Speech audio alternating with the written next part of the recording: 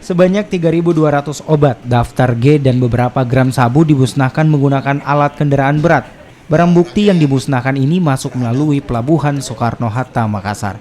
Pemusnahan ini dihadiri oleh Direktur Reserse Narkoba Polda Sulawesi Selatan dan juga Kapolres Pelabuhan beserta Kejari Makassar. Sementara itu, pelaku dari penangkapan narkoba ini masih menjalani pemeriksaan di Mapolres Pelabuhan, namun sebagian sudah P21 dan diserahkan ke Kejari Makassar.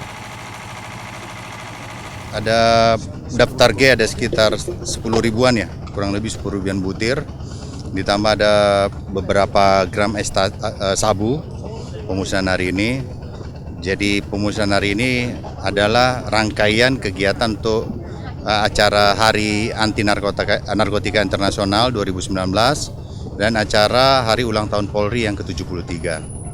Jadi dengan adanya pemusnahan barang bukti ini terkandung maksud bahwa supaya barang bukti ini sudah musnah, nanti tidak dimanfaatkan lagi. Mungkin bisa saja ada oknum-oknum dari siapa nanti mau memanfaatkan, itu untuk mengantisipasi itu. Jadi dilaksanakan pemusnahan barang bukti hari ini.